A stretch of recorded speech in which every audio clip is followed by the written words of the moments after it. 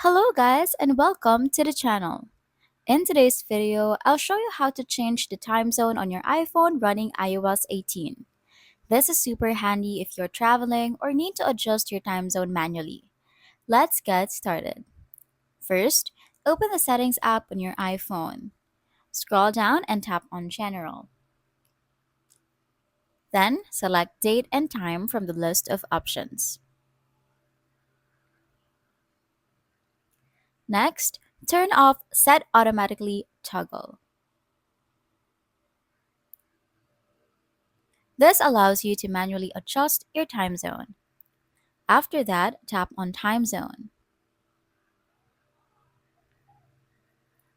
In the search bar, type the name of the city or region you want to set as your time zone.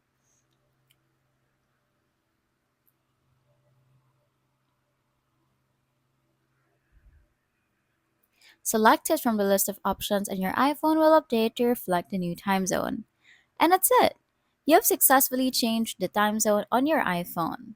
If this tutorial was helpful, don't forget to like, subscribe, and hit the bell for more tips and tricks. Thanks for watching, and I'll see you in the next video.